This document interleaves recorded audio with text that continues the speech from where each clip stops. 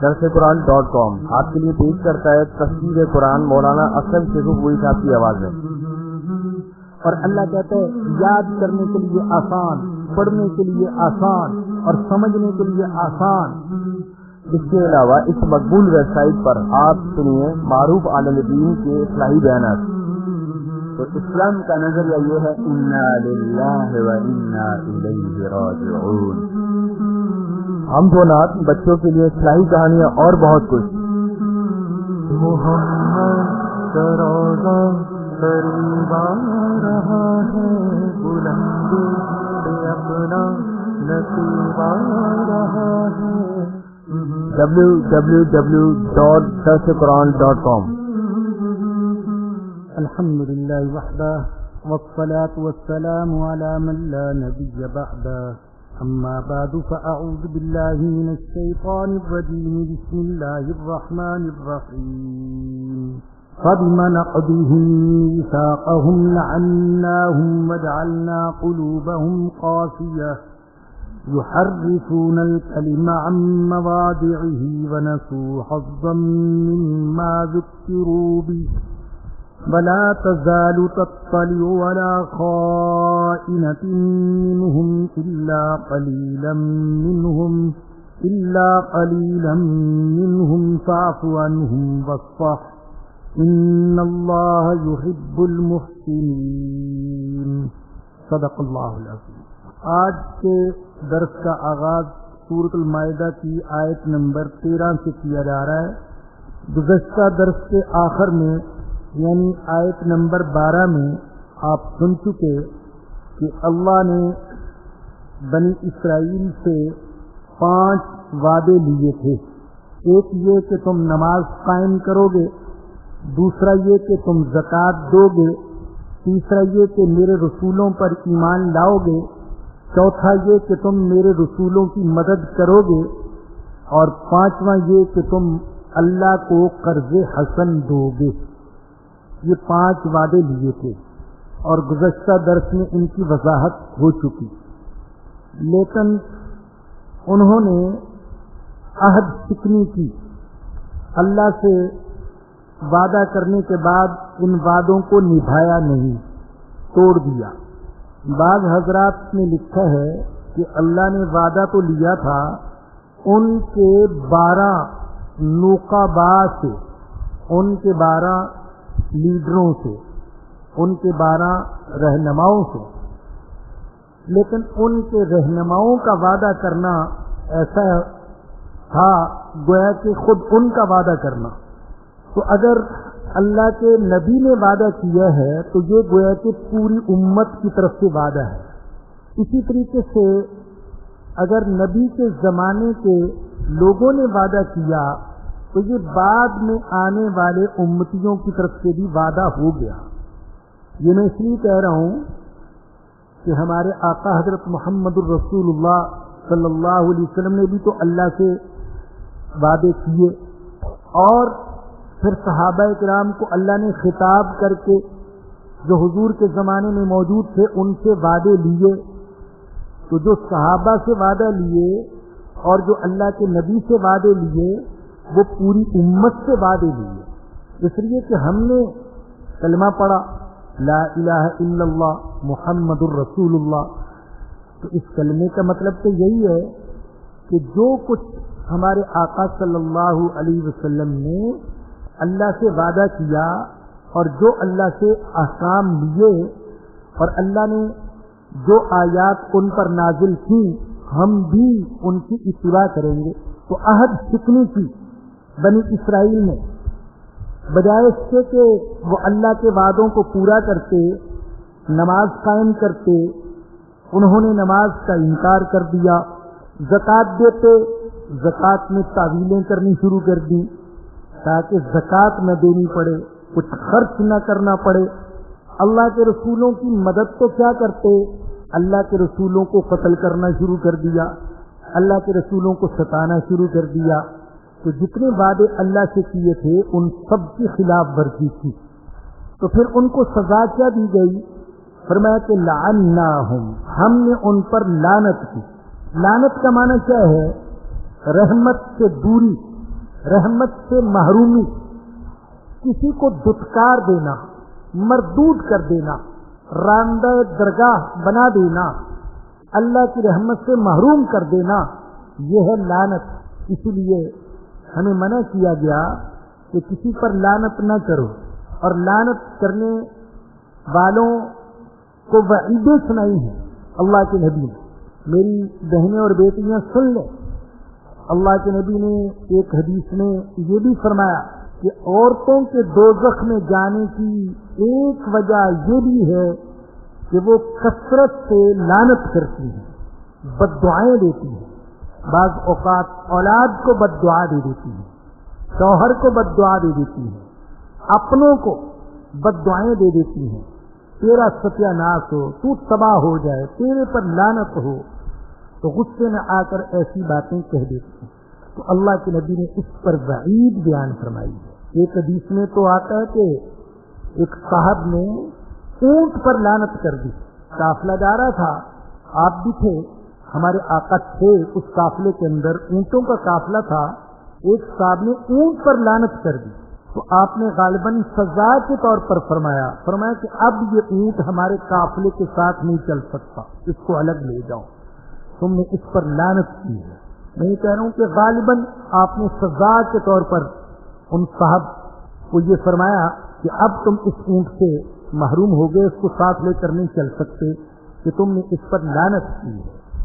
तो लानत नहीं करनी चाहिए, किसी मुसलमान पर लानत नहीं करनी चाहिए, किसी मुतअय्यन शख्स पर लानत नहीं करनी चाहिए। तेरे ऊपर लानत हो, यूं नहीं, हाँ यूं कह सकते हैं डाकुओं पर लानत हो, कातिलों पर लानत हो, लेकिन मुतअय्यन तौर पर किसी की तरफ इशारा करके और किसी का नाम लेकर लानत नहीं करनी चाहिए। ये बड़ी सख्त बद्दुआ है।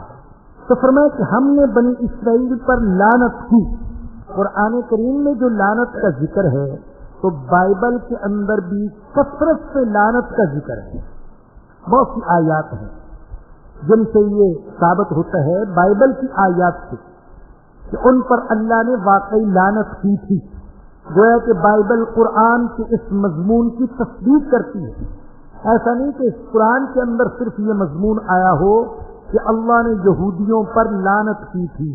खुद बाइबल के अंदर भी ऐसी 20 आयात हैं जिनसे साबित होता है कि यहूदियों पर अल्लाह ने लानत की। आज भी बाइबल के अंदर ऐसी आयात मौजूद है। सिर्फ एक आयत करीमा सुन लें, तौरात किताब इस्तिस्ना में है, जो कोई इस शरीयत की सब बातों पर कायम न रहे कि उन पर अमल करे, उस पर लानत। सब जमात कहे आमीन। ये आयत है, ये मैं नहीं कह रहा कि सब कहो आमीन, यानी ये तौरात की आयत है कि सब जमात को इस पर कहना चाहिए आमीन। इस तरह की मुतअद्दिद आयात हैं तौरात और इंजील के अंदर जिनसे साबित होता है कि बनी इस्राइल पर उनकी बदआमालियों की वजह से अल्लाह ने लानत की। जिस पर अल्लाह की लानत हो जाए उसका पहला असर ये होता है कि दिल सख्त हो जाता है और दिल से खौफे खुदा और खशियत और नरमी ये निकल जाती है। ये भी बाइबल के अंदर है, बाइबल की किताब हज़कील के अंदर है कि सारे इस्राएली बेहयाई की पिशानी रखते हैं और संग दिल है, सख्त दिल है। लानत का असर ये होता है कि दिल सख्त हो जाते हैं। और हकीमुल उम्मत हजरत मौलाना मोहम्मद अशरफ अली थानवी रहमतुल्लाह अलैह ने फरमाया, वैसे तो सूफिया वाली इस्तिलाह इस्तेमाल फरमाया कि बाज औकात गुनाहों की वजह से कब्ज हो जाता है और कब्ज की वजह से गुनाह होते हैं। ये सूफिया की इस्तिलाह है। एक है हकीमों और डॉक्टरों की इस्तिलाह कि मेदे की कब्ज हो जाती है, ये अलग चीज है। और एक है दिल में कब्ज की कैफियत, दिल सख्त हो जाए, दिल पर किसी चीज का असर ना हो। तो फरमाया कि गुनाहों की वजह से दिल पर कब्ज की कैफियत तारी हो जाती है, दिल सख्त हो जाता है और दिल की सख्ती की वजह से गुनाह होते हैं। दोनों एक दूसरे का सबब बनते हैं। اللہ نے فرمایا کہ فَبِمَنَقْضِهِمْ مِيثَاقَهُمْ، ان کی عہد شکنی کی وجہ سے لَعَنَّاهُمْ، ہم نے ان پر لعنت کی، وَجَعَلْنَا قُلُوبَهُمْ قَاسِيَةً، اور ان کے دلوں کو سخت کر دیا۔ یہ دل کا سخت ہو جانا یہ بھی اللہ کے عذاب کی ایک صورت ہے۔ حضرت مالک بن دینار رحمت اللہ علیہ تو فرماتے ہیں ما ضرب عبد بعقوبۃ اعظم من قسوۃ قلب، کسی بندے کو اللہ نے دل کی قساوت اور دل کی سختی سے بڑا عذاب نہیں دیا۔ سب سے بڑا عذاب یہ ہے کہ دل سخت ہو جائے، ہدایت کو قبول نہ کرے، اس کے اندر خوف نہ رہے، اس کے اندر خشیت نہ رہے، قرآن سنے متاثر نہ ہو، حدیث سنے متاثر نہ ہو، ایکسیڈنٹ دیکھے متاثر نہ ہو، جنازے اٹھتے ہوئے دیکھے متاثر نہ ہو، بھوکوں ننگوں کو دیکھے متاثر نہ ہو، غریبوں بے کسوں بیواؤں یتیموں کو دیکھے متاثر نہ ہو، جلتی تڑپتی لاشوں کو دیکھے متاثر نہ ہو، تو یہ اللہ کا عذاب ہے۔ جس قوم کا، جس فرد کا دل سخت ہو جائے وہ جان لے کہ مجھ پر اللہ کا عذاب ہے۔ تو مالک بن دینار رحمت اللہ علیہ فرماتے ہیں کہ سب سے بڑی سزا اللہ جو بندے کو دیتے ہیں وہ یہ ہے کہ اس کا دل سخت ہو جاتا ہے۔ اور فرمایا کہ ما غضب اللہ علی قوم الا نزع الرحمت من قلوبہم، اللہ جس قوم پر اپنا غضب نازل کرتا ہے تو ان کے دلوں سے رحمت اور نرمی نکال لیتا ہے۔ دل کے اندر جو قساوت اور سختی پیدا ہوتی ہے اس کے مختلف اسباب ہیں۔ گناہ کرتا رہے دل پر کالے نقطے لگتے جائیں یہاں تک کہ دل کالا ہو جائے، دل سخت ہو جائے گا۔ ان اسباب میں سے ایک سبب فضول باتیں بھی ہیں، فضول باتوں کی وجہ سے بھی دل سخت ہو جاتا ہے۔ ہر وقت بولتے رہنا، غیبت، چغلی، بہتان، جھوٹ، جو کچھ ذہن میں آیا بس بولتا جا رہا ہے۔ یعنی بعض لوگ خاموشی کو عیب سمجھتے ہیں، لوگ کیا کہیں گے، چپ بیٹھے ہوئے ہو تو بس بولتے رہیں، جو منہ میں آتا ہے بولتے جاتے ہیں۔ ایک حدیث میں رسول اکرم صلی اللہ علیہ وسلم نے فرمایا لا تکثر الکلام بغیر ذکر اللہ کے ذکر کے علاوہ زیادہ کلام نہ کرو، فإن کثرت الکلام بغیر ذکر اللہ قسوۃ للقلب، اس لیے کہ اللہ کے کلام کے علاوہ دوسری باتوں کا زیادہ کرنا یہ دل کو سخت کر دیتا ہے۔ اور آخر میں کیا فرمایا اللہ کے نبی نے، وَإِنَّ أَبْعَدَ النَّاسِ مِنَ اللَّهِ الْقَلْبُ الْقَاسِي، انسانوں میں سے اللہ سے سب سے زیادہ دور وہ شخص ہے جس کا دل سخت ہے۔ تو اللہ کو نرم دل بہت پسند ہے، کیونکہ اللہ پاک رحمان ہے، رحیم ہے، خود بہت نرمی کرنے والے ہیں۔ تو اللہ پاک ایسے ہی بندوں کو پسند فرماتے ہیں جن کے دل نرم ہیں۔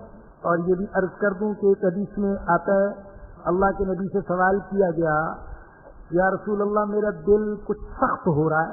یہ محسوس ہو جانا بھی اللہ کی نعمت ہے۔ بعض اوقات بیماری اتنی زیادہ ہو جاتی ہے نا، بیماری کو پتہ ہی نہیں چلتا، پتہ ہی نہیں چلے کہ میں بیمار ہوں۔ یہ محسوس ہونا کہ آج دل میں وہ رقت نہیں ہے، وہ لطافت نہیں ہے، وہ خشیت نہیں ہے، وہ اللہ کی طرف توجہ نہیں ہے، آنکھوں میں وہ نمی نہیں ہے جو ہوتی تھی، آج کیا ہو گیا، یہ محسوس ہو جانا یہ بھی اللہ پاک کی بہت بڑی نعمت ہے۔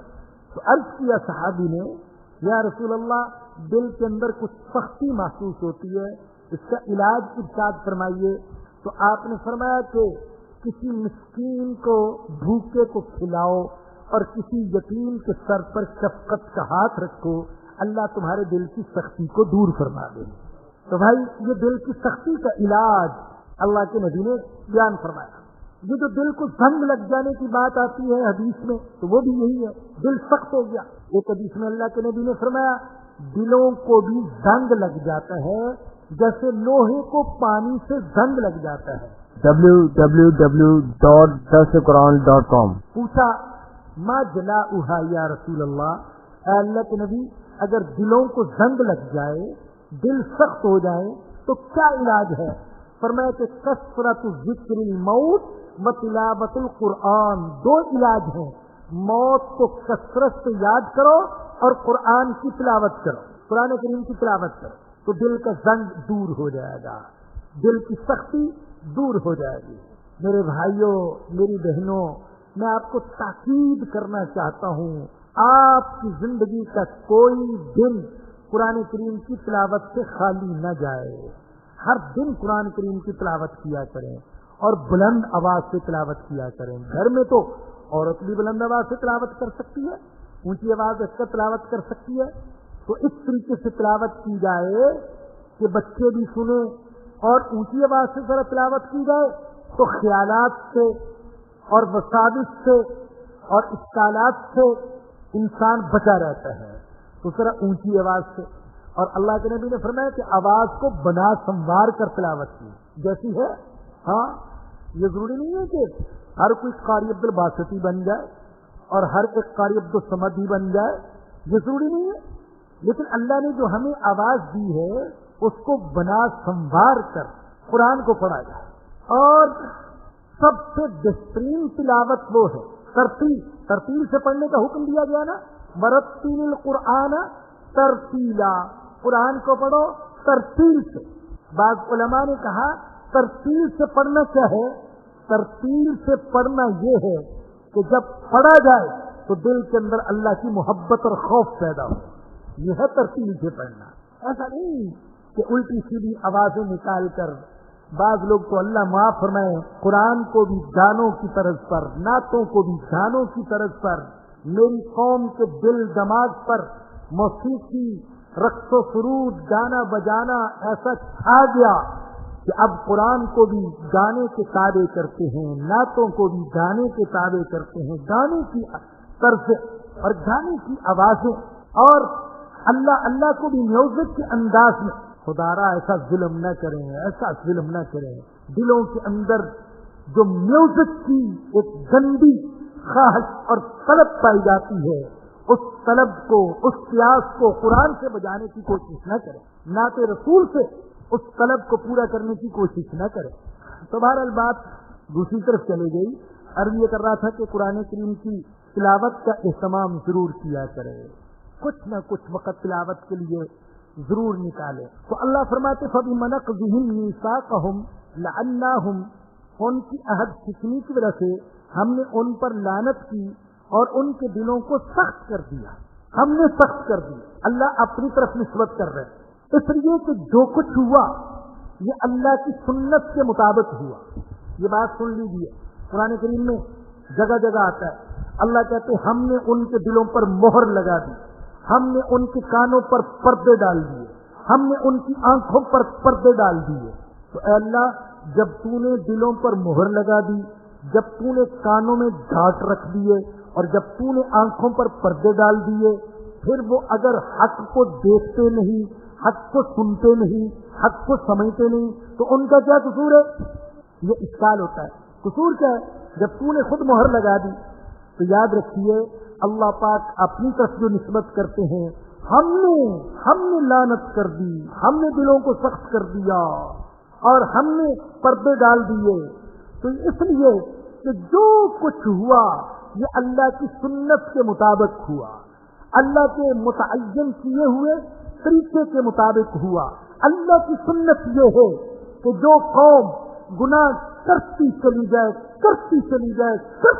جائے، مڑ کر نہ دیکھے اور توبہ نہ کرے تو اللہ اس کے دل پر مہر لگا دیتے۔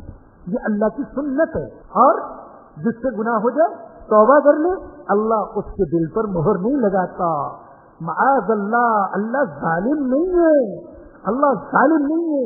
کہ بندہ نیک بننا چاہتا ہے اور اللہ اس کے دل پر مہر لگا دیتا ہے، نہیں بننے دوں گا نیک۔ اللہ تو پکار رہا ہے، یا عبادی الذین اسرفوا علی انفسهم لا تقنطوا من رحمت اللہ یا ایھا الذین آمنوا اتقوا اللہ یا ایھا الذین آمنوا قوا انفسکم واہلیکم نارا۔ او میرے بندو، ایمان لانے والو، بچا لو اپنے آپ کو اور اپنے اہل و عیال کو، آگ سے بچا لو۔ اللہ کہہ رہا ہے۔ تو بھائی اللہ ظلم نہیں کرتے، کہ جو کچھ ہوتا ہے یہ اللہ کی سنت کے مطابق ہوتا ہے، اس لیے اللہ اپنی طرف نسبت کرتے ہیں. ہم نے لعنت کر دی اور ہم نے ان کے دلوں کو سخت کر دیا. یحرفون الکلم عن مواضعہ، وہ کلام کو اس کے موقع محل سے ہٹا دیتے ہیں، کلام کو اپنے موقع محل سے ہٹا دیتے ہیں. یہ عہد شکنی والی جو قوم ہے یہ صرف معاہدے کی خلاف ورزی نہیں کرتی، بلکہ معاہدے کو اپنی خواہشات کے مطابق ڈھالنے کے لیے اس میں تحریف بھی کرتی ہے. معاہدے کی خلاف ورزی اور پھر معاہدے کو اپنی خواہشات کے مطابق ڈھالنے کے لیے اس میں تحریف بھی کرتی ہے. بہت سے لوگ ہیں جو کلمے کی مخالفت کر رہے ہیں، جو کلمے کے اندر وعدہ کیا اس کی مخالفت کر رہے ہیں، قرآن کی مخالفت کر رہے ہیں، لیکن مخالفت ماننے کے لیے تیار نہیں ہے، بلکہ چاہتے ہیں کہ قرآن کو اپنی خواہشات کے مطابق ڈال لیں. اپنی خواہشات کو قرآن کے مطابق نہ ڈالیں بلکہ قرآن کو اپنی خواہشات کے مطابق ڈال لیں. ایسے لوگ ہیں جیسے کہا کسی نے کس قدر ہوئے بے توفیق فقیہان حرم، خود بدلتے نہیں قرآن کو بدل دیتے ہیں. تو یہ بنی اسرائیل میں بھی ایسے لوگ تھے کہ اپنے آپ کو تو نہیں بدلتے تھے، تورات کو اپنی خواہشات کے مطابق بدلنے کی کوشش کرتے تھے، اس میں تحریف کرتے تھے. تورات کے اندر لفظی تحریف بھی کی انہوں نے اور معنوی تحریف بھی کی. لفظی تحریف کیا ہے کہ بعض باتیں جو اللہ کا کلام نہیں تھی اپنی طرف سے شامل کر دی، الفاظ کے الفاظ، جملے کے جملے، آیات کی آیات، صورتیں کی صورتیں اپنی طرف سے شامل کر دی. بائبل کے اندر وہ کہا یہ بھی اللہ کا کلام ہے، یہ تو لفظی تحریف ہے.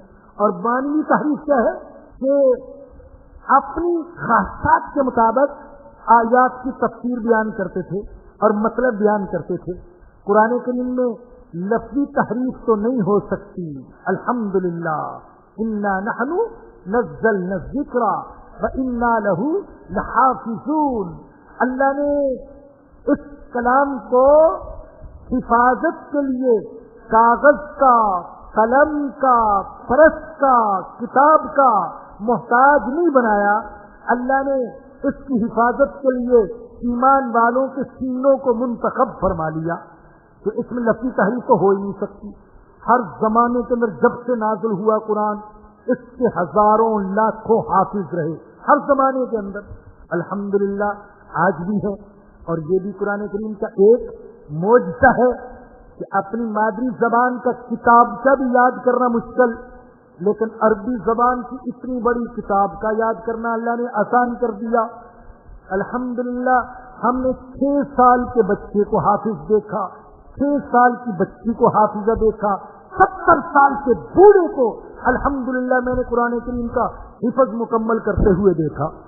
اللہ نے جذبہ پیدا کر دیا، اس نے کر لیا.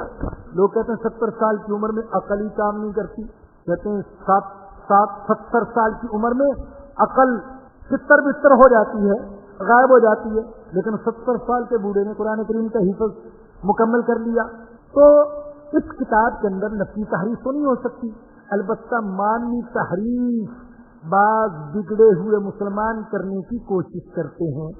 لیکن تورات اور انجیل کے اندر تو دونوں قسم کی تو تحریف ہوئی، لفظی تحریف بھی اور معنوی تحریف بھی. اور یاد رکھیں یہ خصوصیت کہ آج پوری دنیا میں وہ تورات کہیں بھی موجود نہیں جو حضرت موسیٰ علیہ السلام پر نازل ہوئی، کہیں بھی نہیں. ایک ہی نسخہ تھا تورات کا بنی اسرائیل کے اپنے اعتراف کے مطابق، اور وہ نسخہ اس وقت ضائع ہو گیا جب بابلیوں نے بنی اسرائیل پر حملہ کیا تو وہ نسخہ بھی انہوں نے جلا دیا. اس کے بعد بنی اسرائیل کے پاس تورات کا کوئی ایک نسخہ بھی باقی نہیں بچا. پھر کئی سو سال کے بعد تورات کو لکھا گیا. آپ اندازہ کیجئے کہ اتنے 100 سال بعد تورات لکھی گئی کہ وہ یہ بھی بھول چکے تھے کہ حضرت موسیٰ علیہ السلام کی قبر کہاں ہے. آج تک یہودی نہیں بتا سکتے کہ حضرت موسیٰ علیہ السلام کی قبر کہاں ہے. अल्हम्दुलिल्लाह हम न सिर्फ अपने आका की कब्र के बारे में बता सकते हैं, आका के गुलामों की कब्रों के बारे में बता सकते हैं कि वो कहाँ कहाँ है। तो इतने 100 साल के बाद लिखी गई कि भूल गए थे, बहुत सारी बुनियादी बातें भूल गए। तो असल तौरात जो है कि मूसा अलैहिस्सलाम पर नाज़िल हुई वो आज दुनिया में कहीं भी मौजूद नहीं। असल इंजील जो हज़रत ईसा अलैहिस्सलाम पर नाज़िल हुई वो आज दुनिया में कहीं मौजूद नहीं।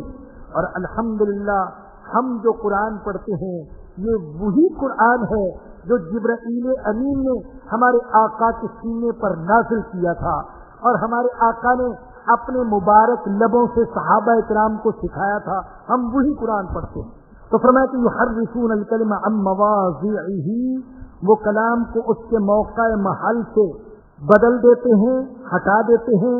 वनसू हज़्ज़म मिम्मा ज़ुक्किरू बिही, और जिस चीज के जरिए उन्हें याद दहानी की गई थी उसका एक हिस्सा वो भुला बैठे।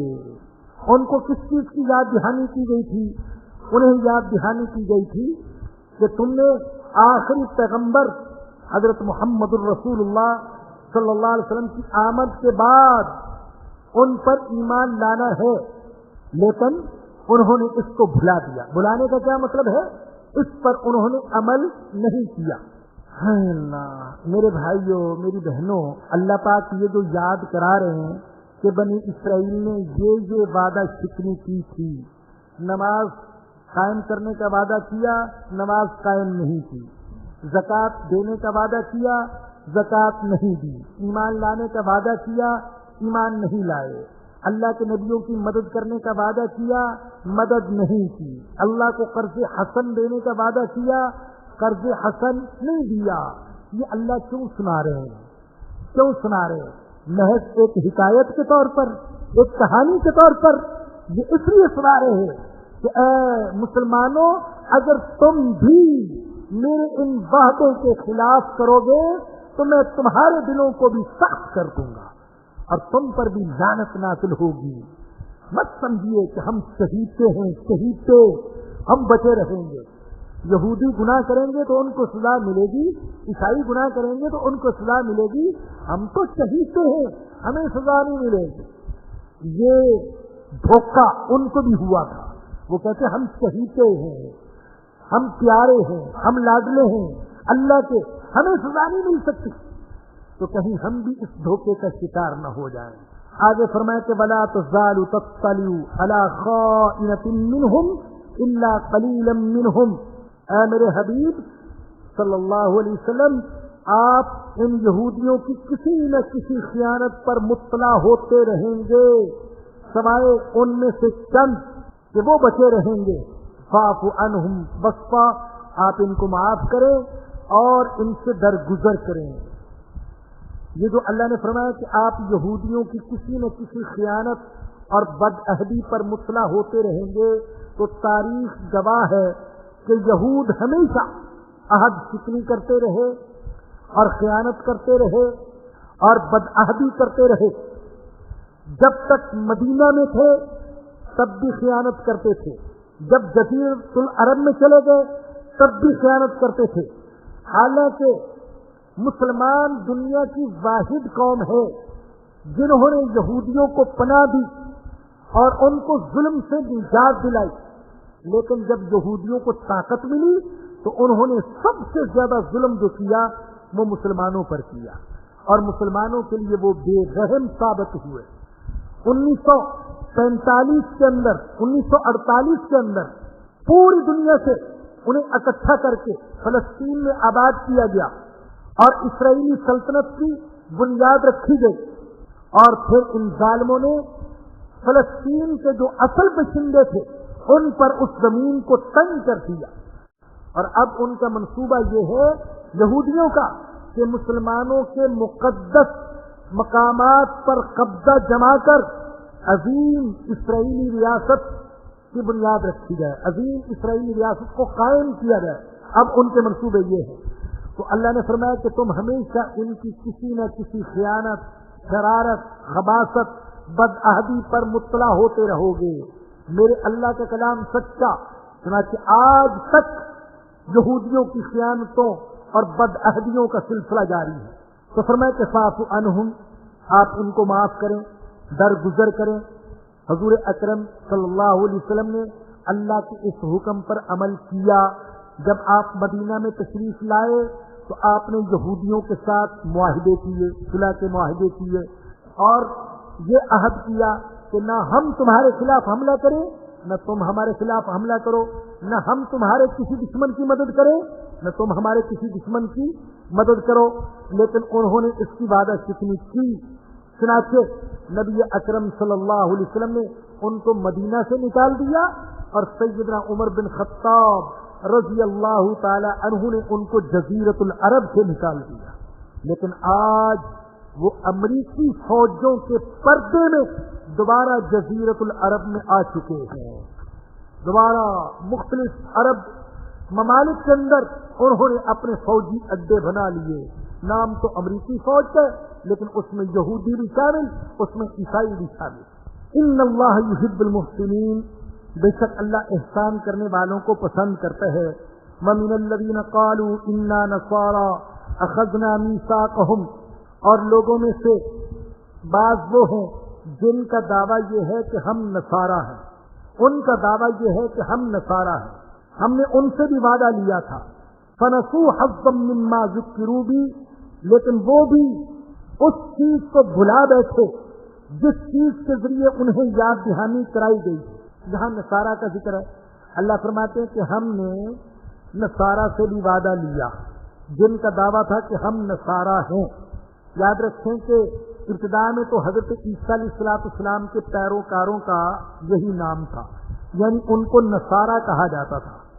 لیکن پھر ان کے دو فرقے ہو گئے، ایک فرقہ شمعون کا پیروکار تھا اور ان کو کہا جاتا تھا نصارہ۔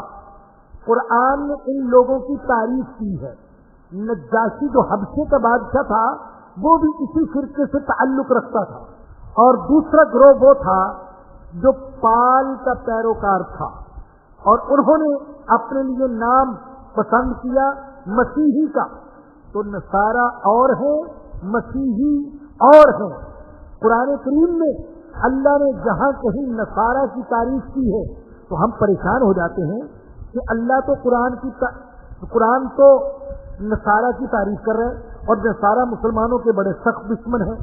تو حقیقت یہ ہے کہ ہم ان دو گروہوں سے واقف نہیں ہیں، ایک نصارہ اور دوسرے مسیحی۔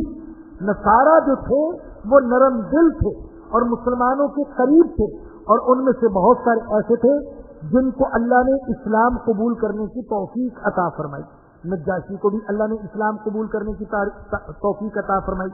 لیکن مسیحی جنہوں نے اپنے آپ کو کہا وہ مسلمانوں کے لیے سخت ثابت ہوئے۔ تو اللہ فرماتے ہیں کہ جب انہوں نے بھی ہماری عہد شکنی کی، فَأَغْرَيْنَا بَيْنَهُمُ الْعَدَاوَةَ وَالْبَغْضَاءَ إِلَى يَوْمِ الْقِيَامَةِ، تو ہم نے ان کے درمیان دشمنی اور بغض کی آگ بھڑکا دی قیامت تک کے لیے۔ قیامت تک کے لیے ہم نے دشمنی اور بغض کی آگ بھڑکا دی۔ بہت سے لوگوں کو شاید اس بات کا علم نہ ہو کہ تاریخ کے اندر جتنی جنگیں خود عیسائیوں کے درمیان ہوئی ہیں، کسی دوسرے فرقے کے اندر اتنی جنگیں نہیں ہوئی۔ کروڑوں انسانوں کا خون بہایا عیسائیوں کی آپس میں جنگوں کے اندر، اور آج جو ہمیں عیسائیوں کا اتحاد نظر آتا ہے یہ بھی عیسائی مذہب پر اتحاد نہیں ہے، بلکہ اپنے ذاتی مفادات پر اور اسلام دشمنی پر اتحاد ان کے اندر پایا جاتا ہے۔ وَسَوْفَ يُنَبِّئُهُمُ اللَّهُ بِمَا كَانُوا يَصْنَعُونَ، اور ان قریب اللہ ان کو بتلا دے گا جو کچھ وہ کرتے رہے ہیں۔ یا اہل الکتاب قد جاءکم رسولنا یبین لکم کثیرا مما کنتم تخفون من الکتاب۔ پہلے دونوں کو الگ الگ ذکر کیا۔ اللہ نے پہلے یہودیوں کا ذکر کیا، ان سے ہم نے وعدہ لیا، انہوں نے عہد شکنی کی۔ پھر نصارہ کا ذکر کیا کہ ان سے بھی ہم نے وعدہ لیا لیکن انہوں نے عہد شکنی کی۔ اور اب دونوں کو اکٹھے خطاب ہے، یہودیوں کو بھی خطاب اور نصارہ کو بھی خطاب۔ یا اہل الکتاب اے اہل کتاب قد جاءکم رسولنا یبین لکم کثیرا مما کنتم تخفون من الکتاب، تمہارے پاس ہمارا رسول وہ بہت سی باتیں ظاہر کرتا ہوا آ گیا جو تم چھپاتے تھے کتاب میں سے، ویعفو عن کثیر، اور وہ بہت سی باتیں نظر انداز کر رہا ہے۔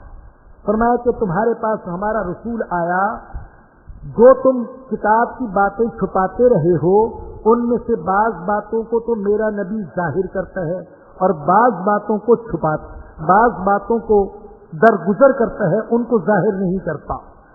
نبی اکرم صلی اللہ علیہ وسلم نے بعض ایسی باتوں کا انکشاف فرمایا جو کہ اہل کتاب چھپاتے رہے تھے۔ مثال کے طور پر حضور اکرم صلی اللہ علیہ وسلم کی جو صفات اور علامات تورات اور انجیل میں تھی وہ حضور نے بتلائیں، یا جیسے زنا کی سزا رجم یہ بائبل کے اندر تھی، یہ حضور نے بیان فرمائی، لیکن ساری باتوں کو حضور نے ظاہر نہیں فرمایا، ان کو شرمندگی سے بچانے کے لیے کہ تم نے یہ بھی حکم چھپایا، تم نے یہ بھی حکم چھپایا۔ بس جن چیزوں کا اسلامی نظام سے تعلق تھا ان چیزوں کو ظاہر فرمایا، ساری چیزوں کو ظاہر نہیں فرمایا۔ قد جاءکم من اللہ نور و کتاب، تحقیق تمہارے پاس اللہ کی طرف سے نور آ گیا اور کتاب مبین آ گئی۔ اللہ کی طرف سے نور آ گیا اور واضح کتاب آ گئی۔ یہ نور سے مراد کیا ہے؟ بعض نے کہا نور سے مراد قرآن ہے، نور سے مراد بھی قرآن اور کتاب سے مراد بھی قرآن، تو گویا کہ یہ عطف تفسیری ہے، یہ تفسیروں میں لکھا ہوا ہے کہ دونوں سے مراد قرآن ہے، نور سے مراد بھی قرآن اور کتاب سے مراد بھی قرآن۔ اور دوسرا قول یہ ہے کہ نور سے مراد حضرت محمد الرسول اللہ صلی اللہ علیہ وسلم ہے اور کتاب مبین سے مراد قرآن ہے۔ یہ دو قول ہیں۔ یہاں ایک مسئلہ بعض لوگوں نے اٹھایا کہ اس سے ثابت ہوا کہ حضور بشر نہیں تھے، حضور نور تھے۔ یہ بعض لوگوں نے مسئلہ اٹھایا۔ آپ جانتے ہیں کہ ہمارا مزاج تو یہ ہے کہ ہم اختلافی مسائل میں، فرقہ وارانہ مسائل میں نہیں پڑھتے ہیں، مگر یاد رکھیے کہ حضور اکرم صلی اللہ علیہ وسلم کی بشریت کا انکار یہ حقیقت میں قرآن کا انکار ہے، اس لیے کہ قرآن نے نبی اکرم صلی اللہ علیہ وسلم کو بشر کہا۔ اللہ نے فرمایا سورہ کہف کے آخر میں اور بھی دوسرے مقامات پر، قل آپ فرما دیجئے انما انا بشر مثلکم، میں بھی تمہاری طرح بشر ہوں، یوحا الیہ، لیکن فرق یہ ہے کہ میری طرف وحی نازل کی جاتی ہے۔ جب ہم یہ مانا کرتے ہیں کہ حضور، اللہ کہتے ہیں کہ فرما دیجئے میں تمہاری طرح بشر ہوں، تو بعض لوگ یہ سمجھتے ہیں کہ حضور بشر ہیں میرے جیسے، حضور ہیں بشر زید جیسے، بشر جیسے، خالد جیسے۔ یاد رکھیے حضور اکرم صلی اللہ علیہ وسلم بشر تھے مگر بے مثال بشر تھے، اور حضور بشر ہیں اور وجہ فخر بشر ہیں۔ آپ انسانیت کے لیے وجہ فخر ہیں۔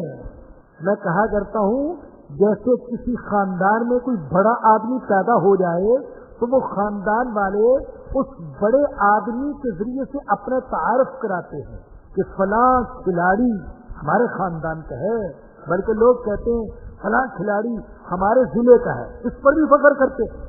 اور اللہ معاف فرمائے لوگ تو کنجریوں پر بھی فخر کرتے ہیں، فلاں گانے والی ہمارے ضلع کی ہے، قصور کی ہے، لاہور کی ہے، فخر کرتے پھرتے، اور فلاں ایکٹر جو ہے وہ تو ہمارے محلے کا۔ اللہ اکبر، یعنی میں اتنی بڑی چیز ہوں کہ فلاں ایکٹر میرے محلے سے تعلق رکھتا ہے۔ تو کوئی بڑی شخصیت کسی خاندان میں پیدا ہو جائے وہ خاندان فخر کرتا ہے، شہر میں پیدا ہو جائے وہ شہر والے فخر کرتے ہیں، اور محلے میں پیدا ہو جائے محلے والے فخر کرتے ہیں۔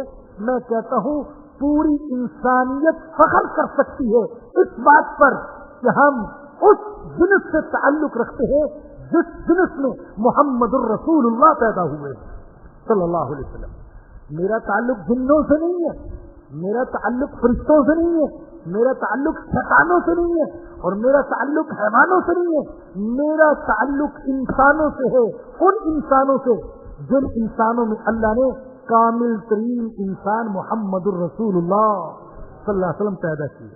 ہمیں حضور کو بشر کہتے ہوئے اس لیے شرم آتی ہے اور عجیب لگتا ہے کہ ہم سمجھتے بشر تو ہم ہیں، ہم چوریاں کرنے والے، ڈاکے ڈالنے والے، ظلم کرنے والے، حرام کھانے والے، جھوٹ بولنے والے، اللہ کی نافرمانی کرنے والے اور سب سے لے کر پیروں تک گناہوں میں ڈوبے ہوئے بشر تو ہم ہیں۔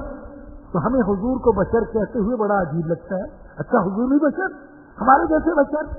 ارے نہیں بھائیو، حضور اکرم صلی اللہ علیہ وسلم میرے اور آپ جیسے بشر نہیں ہو سکتے۔ آپ بارہا سن چکے، ہم عرض کر چکے کہ اللہ نے جتنے کمالات سارے انسانوں کو عطا کیے، خواہ وہ علمی کمالات ہوں یا عملی کمالات ہوں، ظاہری کمالات ہوں یا باطنی کمالات ہوں، اللہ نے وہ سارے کے سارے کمالات حضرت محمد الرسول اللہ صلی اللہ علیہ وسلم کو عطا فرما دی۔ حسن یوسف دم عیسیٰ ید بیسا داری، آنکھ خوبہ ہما دارم تو تنہا داری۔ شاعر نے کہا یا رسول اللہ پاک نے جتنے نبیوں کو جتنے اوصاف عطا کیے وہ سارے کے سارے اوصاف اللہ نے آپ اکیلے کو عطا فرما دیے۔ یوسف علیہ السلام کا حسن بھی عطا کر دیا، عیسیٰ علیہ السلام کا دم بھی عطا کر دیا اور موسیٰ علیہ السلام کا ید بیضا بھی عطا کر دیا۔ تو سارے کمالات جو سارے انسانوں کو ملے وہ حضور اکرم صلی اللہ علیہ وسلم کو ملے۔ تو حضور بشر ہیں، حضور کے بشر ہونے میں کوئی اختلاف نہیں، کوئی انکار نہیں کر سکتا۔ حضور کی بشریت کا انکار یہ قرآن کا انکار ہے، اس لیے کہ قرآن نے حضور کو بشر کہا، خود اللہ نے کہلوایا۔ عجیب بات یہ ہے کہ مشرکین کے لیے سب سے بڑا اعتراض یہ تھا کہ حضور بشر کیوں ہیں، اگر بشر نہ ہوتے تو ہم ایمان لے آتے۔ یہ مشرکین کا اعتراض تھا۔ وقالوا ما لهذا الرسول يأكل الطعام ويمشي في الأسواق لولا أنزل إليه ملك فيكون معه نذيرا۔ یہ کیسا رسول ہے، یہ کھاتا بھی ہے، پیتا بھی ہے، نکاح بھی کرتا ہے، بازاروں میں چلتا پھرتا ہے، اس کے بچے بھی ہوتے ہیں، اس کے ساتھ سارے انسانوں والے معاملات ہیں، یہ کیسا رسول ہے؟ اللہ نے اگر نازل کرنا تھا تو کسی فرشتے کو نازل کر دیتا۔ تو مشرکین کو اعتراض یہ تھا کہ حضور چونکہ بشر ہیں اس لیے ہم ایمان نہیں لائیں گے، بشر ہیں اس لیے نبی نہیں ہو سکتے۔ اور آج بعض لوگ کہتے ہیں کہ چونکہ حضور نبی ہیں اس لیے بشر نہیں ہو سکتے۔ وہ کہتے تھے کہ بشر ہیں لہذا نبی نہیں ہو سکتے، اور بعض لوگ آج کہہ رہے ہیں چونکہ حضور نبی ہیں لہذا بشر نہیں ہو سکتے۔ تو میرے بھائیوں میں صرف وضاحت کر رہا ہوں، مجھے فرقہ وارانہ مسائل سے بالکل دلچسپی نہیں ہے۔ اللہ جانتا ہے میں تو اس امت کے نوحے پڑھنے والا ہوں، اس امت کے قصیدے پڑھنے والا اور اس امت پر رونے والا اور اس امت کی وحدت اور اتفاق کا چاہنے والا، دل کی سب سے بڑی آرزو یہ ہے کہ اللہ پاک اس امت کو کفر پر غلبہ عطا فرما دے۔ اللہ جانتے ہیں میں کبھی قرآن کو دیکھتا ہوں اور کبھی اپنے اسلام کو دیکھتا ہوں اور اپنے آقا کی شان دیکھتا ہوں اور پھر امت کی ذلت اور مغلوبیت دیکھتا ہوں تو دل ٹکڑے ٹکڑے ہوتا ہے۔ اللہ اتنی عظیم کتاب کے ماننے والے، اتنے عظیم نبی کے ماننے والے، اتنے عظیم مذہب کے ماننے والے ذلیل ہے پوری دنیا میں، مغلوب ہے، تو میں امت کو لڑانے والا نہیں ہوں، الحمدللہ امت کو ملانے والا ہوں۔ لیکن یہ عقیدے کا مسئلہ ہے، ہم قرآن کا انکار نہیں کر سکتے۔ www.darsequran.com کسی کو خوش کرنے کے لیے حضور اکرم صلی اللہ علیہ وسلم نور تھے، نور تھے، نور تھے۔ ہم کہتے ہیں حضور نور تھے، لیکن نور بھی ہو سکتا ہے، انسان بشر بھی ہو سکتا ہے، دونوں چیزیں جمع ہو سکتی ہیں۔ حضور کی صفات نور تھی، حضور کے دل میں نور تھا، حضور کی سنتوں میں نور، حضور کی عادت میں نور، حضور کے چلنے میں نور، حضور کے بیٹھنے میں نور، حضور کے سونے میں نور، حضور کے جاگنے میں نور، حضور کی آنکھوں میں نور، حضور کے کانوں میں نور، حضور کے بالوں میں نور، حضور کے پٹھوں میں نور، حضور کے گوشت میں نور۔ جہاں چلتے تھے وہاں نور پھیل جاتا تھا۔ اور جہاں حضور کی شریعت نہیں پہنچی وہاں آج بھی ظلمت ہی ظلمت ہے. اور میں عرض کروں کہ حضور اکرم صلی اللہ علیہ وسلم تو جو دعا امت کو سکھائی، جو امت کو جو دعا سکھائی، اس دعا سے تو یہ ثابت ہوتا ہے کہ اے امتیوں تم بھی اپنے اندر اللہ کا نور پیدا کر سکتے ہو. حضور جیسا نور تو نہیں ہو سکتا، حضور جیسا نور نہیں ہو سکتا، لیکن تم بھی اپنی شان کے مطابق، اپنی حیثیت کے مطابق اپنے اندر نور پیدا کر سکتے ہو. اور میں دعا مانگا کرو، طویل دعا ہے. اللہم اجعل فی قلبی نورا وفی سمعی نورا وفی بصری نورا. اے اللہ تو نور پیدا فرما دے، میرے دل میں نور، میرے کانوں میں نور، میری آنکھوں میں نور، میری زبان میں نور، میرے دماغ میں نور، اور اے اللہ میرے خون میں نور، میری رگوں میں نور، میرے پٹھوں میں نور، میرے بالوں میں نور، میرے آگے نور، میرے پیچھے نور، میرے دائیں نور، میرے بائیں نور، میرے اوپر نور، میرے نیچے نور. اے اللہ تو مجھے نور ہی نور بنا دے. اب یہ جو حضور فرما رہے ہیں کہ یہ دعا مانگا کرو اے اللہ مجھے نور بنا دے، تو کیا مطلب یہ کہ میں انسان نہ رہوں نور بن جاؤں گا؟ تو نور بننے کے باوجود بھی انسان رہا جا سکتا ہے. اور یاد رکھیے فرشتہ بننا آسان ہے، انسان بننا مشکل ہے. ہاں، فرشتہ بننا آسان ہے، انسان بننا یہ مشکل ہے. فرشتوں سے بڑھ کر ہے انسان ہونا، مگر اس میں پڑتی ہے محنت زیادہ. فرشتے کو تو کچھ بھی محنت نہیں کرنی پڑتی. اللہ نے اس کو نور سے بنا دیا، بن گیا. گناہ کی اس کے اندر طلب ہی نہیں ہے، صلاحیت ہی نہیں ہے، صحبت ہی نہیں ہے، بھوک ہی نہیں ہے، بیوی بچوں کی محبت ہی نہیں ہے، ذمہ داریاں ہی نہیں ہے، کوئی مسئلہ نہیں ہے. اس کے لیے فرشتہ بننا، انسان بننا بڑا مشکل ہے. تقاضے ہیں، صحبت ہے، بھوک ہے، ضروریات ہیں، بیماریاں ہیں، نیند ہے، کمزوریاں ہیں، خیالات ہیں، بساوس ہیں، شبہات ہیں اور کشش ہے. دنیا بڑی خوبصورت ہے، نظارے کھینچتے ہیں، اور اللہ کہتا ہے ان نظاروں سے ہٹ کر اور اپنے جذبات پر چھری چلا کر تم نے میری طرف آنا ہے. یہ کام کرنا مشکل ہے، یہ بڑے مجاہدے کا تقاضا کرتا ہے. تو کوئی سمجھا ہی نہیں کہ حضور اکرم صلی اللہ علیہ وسلم کتنے بڑے انسان تھے. انہوں نے سمجھا کہ حضور کو نور کہہ دیا، بڑی تعریف کر دی. ارے نہیں، حضور کی بڑی تعریف یہ ہے کہ ہم کہیں کہ وہ انسان تھے مگر بے مثال انسان تھے. اور یہاں میں یہ بھی وضاحت کر دوں، بات آئی ہے تو یہ بھی بتا دوں. بعض لوگ ایسے ہیں کہ وہ اللہ کے بزرگوں کا ایسا مقام بیان کرتے ہیں کہ لگتا ہے کہ اللہ کے بزرگ انسان نہیں تھے، ایسا مقام بیان کرتے ہیں. ایک مولانا علی میاں صاحب رحمۃ اللہ علیہ کے والد نے ہندوستان کے بزرگوں کے بارے میں کتاب لکھی، تو اس میں فرمایا کہ جب میں بزرگوں کے حالات کی تلاش میں نکلا تو مریدوں سے، معتقدین سے، محبین سے، متعلقین سے جب میں نے بزرگوں کے حالات جمع کیے تو میں اس نتیجے پر پہنچا کہ یہ جو بزرگ تھے ساری زندگی خلاف فطرت زندگی گزارتے رہے. خلاف فطرت. کسی نے کہا ہمارے حضرت بہت اونچے تھے. ارے کیا وجہ تھی ان کے اونچے ہونے کی؟ کہتے حضرت تو کھاتے ہی نہیں تھے. اللہ اکبر، کھاتے ہی نہیں تھے حضرت. کسی نے کہا ہمارے حضرت تو بہت پہنچے ہوئے تھے. عربی کیسے؟ ان کا فضا میں اڑتے تھے. کسی نے کہا ہمارے حضرت بہت عجیب انسان تھے. ارے کیا عجیب بات تھی؟ کہتے کبھی سوتے ہی نہیں تھے. کسی نے کہا کہ ہمارے حضرت نے کبھی شادی نہیں کی، عورت کا کبھی خیال ہی دل میں نہیں آیا. ایسے تھے ہمارے حضرت. تو ایسے کمالات بیان کیے کہ میں اس نتیجے پر پہنچا کہ یہ جو بزرگ ہیں یہ ساری زندگی فطرت سے جنگ کرتے رہے. اور اسلام دین فطرت ہے. فطرت سے جنگ کرنے کا دین نہیں ہے، فطرت کے جائز تقاضوں کو پورا کرنے کا دین ہے شریعت کے حکموں کے مطابق.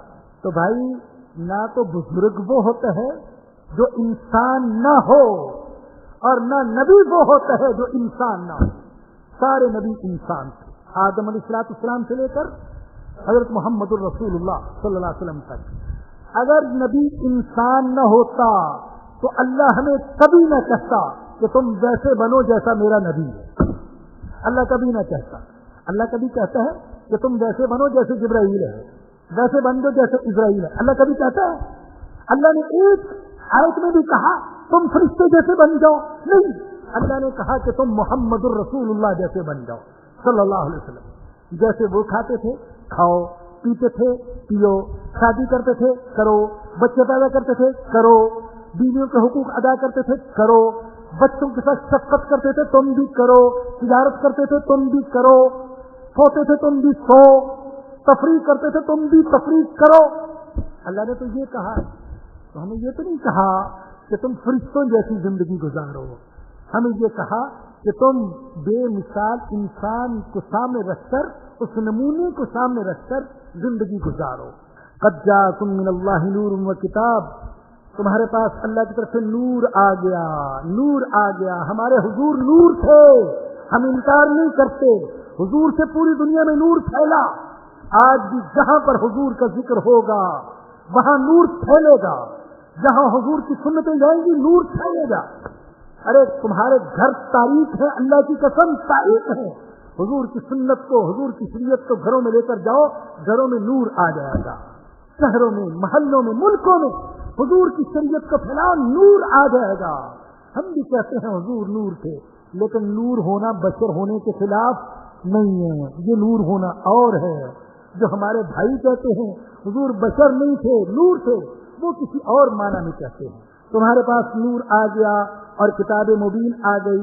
یہدی بہ اللہ من اتبع رضوانہ, اللہ اس کے ذریعے سے ہدایت دیتا ہے جو اس کی خوشنودی کا طلبگار ہے. اللہ اس کو ہدایت دیتا ہے. میرے بھائیوں اور میری بہنوں, یہ بات تو دل میں بٹھا لیں. اگر ہمارے دل میں سچی طلب ہوگی, سچی طلب, اللہ ہمیں ہدایت سے محروم نہیں کرے گا. الحمدللہ الحمدللہ, مجھ گناہگار کا اللہ کی رحمت پر بڑا یقین ہے, بڑا یقین ہے. میں اپنے اللہ سے بھی کہتا ہوں, اللہ جو کچھ کر سکتے ہیں تجھے راضی کرنے کے لیے وہ تو کر رہے ہیں, اور زیادہ کا تو مکلف ہمیں نہیں کرتا. تو اگر طلب ہوگی تو اللہ ہمیں محروم نہیں کرے گا, اللہ محروم نہیں کرے گا. اللہ کہتا ہے جو شخص اس کی خوشنودی کا طلبگار ہوگا میں اس کو ہدایت دوں گا. کس کی؟ سبل السلام, سلامتی کے راستوں کی. یاد رکھیں قرآن جو بتلاتا ہے یہ سلامتی کا راستہ ہے. عقل کی سلامتی, ضمیر کی سلامتی, اعضاء کی سلامتی, دین کی سلامتی, دنیا کی سلامتی, گھر کی سلامتی, خاندان کی سلامتی, معاشرے کی سلامتی, انسانیت کی سلامتی کا راستہ قرآن دکھاتا ہے. وَيُخْرِجُهُم مِّنَ الظُّلُمَاتِ إِلَى النُّورِ, اور ان کو اللہ نکالے گا اندھیروں سے روشنی کی طرف اپنی توفیق سے. وَيَهْدِيهِمْ إِلَى صِرَاطٍ مُسْتَقِيمٍ, اور اللہ ان کو ہدایت دے گا سیدھے راستے کی طرف. اللہ ہم سب کو ہدایت دے. وآخر دعوانا الحمدللہ رب العالمین. یہ ایک دو اہم اعلان ہے, ذرا سن لیجئے گا بھائی. ایک خط بھی ہماری ایک بہن نے بھیجا, وہ بھی سن لیجیے گا. اس میں ایک بشارت ہے, میں تو اس کو بشارت سے تعبیر کرتا ہوں. بعض خواب ہوتے ہیں مبشرات کے قبیل میں سے, جن میں کوئی خوشخبری ہوتی ہے. بہرحال اس سے ایک حوصلہ افزائی بھی ہوتی ہے. ہاں, یہ خاتون ایسی ہیں کہ جو مدنی مسجد کے درس میں بھی, مدنی مسجد کے درس میں تو زیادہ شرکت کرتی ہیں, اور کبھی کبھی شاید طوابین میں بھی آ جاتی ہیں. تو فرماتی ہیں کہ میں نے خواب دیکھا کہ نبی اکرم صلی اللہ علیہ وسلم درس دے رہے ہیں, اور صحابہ کا حلقہ بھی ہے, اور اس کے علاوہ اور بہت سے عام لوگ بھی وہاں موجود ہیں. نبی اکرم صلی اللہ علیہ وسلم کی صورت مبارک واضح نہیں ہے, اور نہ ہی صحابہ اکرام.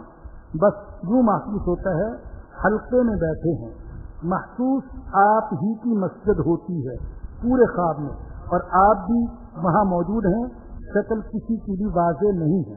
دوسرا منظر یہ دیکھا کہ آپ تعمیراتی کام کروا رہے ہیں, اور مسجد میں ایک خیمہ تیار ہو رہا ہے براؤن رنگ کا. لوگ بہت خوش ہیں اور بہت رش لگا ہوا ہے کہ خیمہ والی سنت بھی ادا ہو جائے گی. آپ بھی اس خیموں کو دیکھ رہے ہیں. ایک تیسرا منظر بھی انہوں نے بیان کیا, لیکن وہ میں نہیں سناؤں گا کہ شاید سب کی سمجھ میں نہ آئے, لیکن امید ہے کہ اس میں بھی انشاءاللہ برکت والی بات ہوگی. ایک اہم اعلان یہ کرنا ہے کہ 12 جون سے 21 جون تک یہ چھٹیاں ہیں، گرمیوں کی چھٹیاں ہوتی ہیں کالجوں میں، یونیورسٹیوں میں، اسکولوں میں 12 جون سے 21 جون تک جامع مسجد طبابین میں علم دین کورس، تعلیم دین کورس، فہم دین کورس، کچھ بھی کہہ لیں، 10 دن کے لیے ہوگا، اور کوشش ہماری اس میں یہ ہے کہ ساتھی رات وہیں گزاریں۔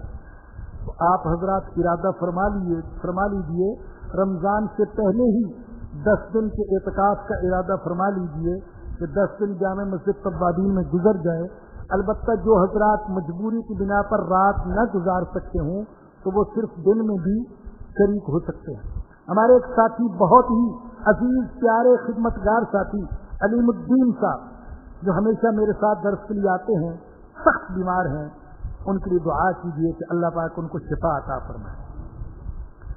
فرماتے ہیں کہ مستقل مزاجی سے درس میں شرکت کرتا ہوں، لیکن آج کل ناگا ہو رہا ہے، نتیجہ بھی آنے والے امتحان کا، دل سے دعا کرتے ہیں اللہ پاک کریم الحق فیض صاحب کو اللہ پاک کامیابی عطا فرمائے۔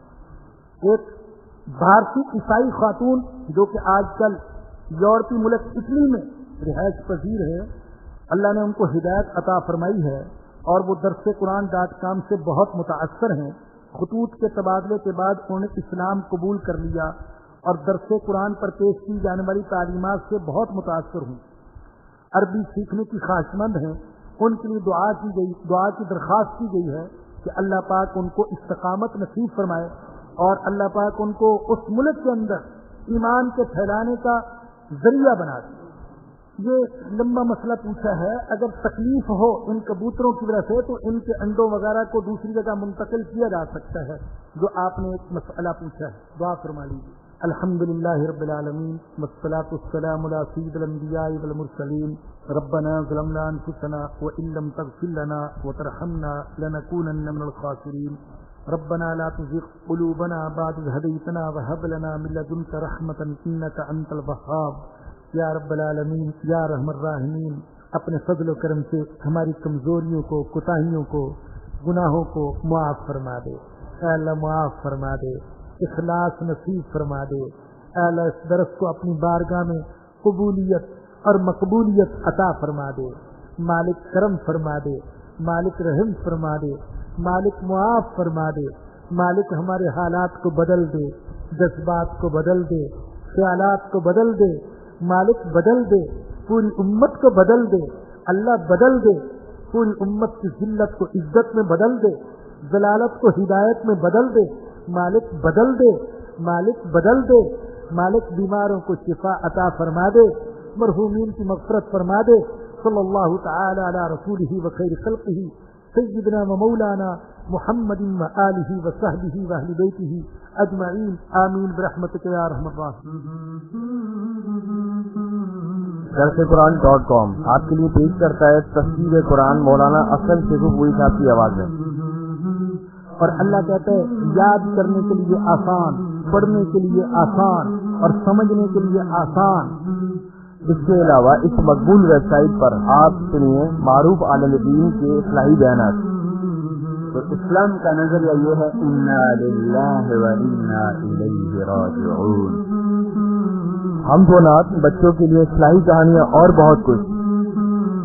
محمد کا روضہ قریب آ رہا ہے، بلندی سے اپنا نصیب آ رہا ہے۔ www.darsequran.com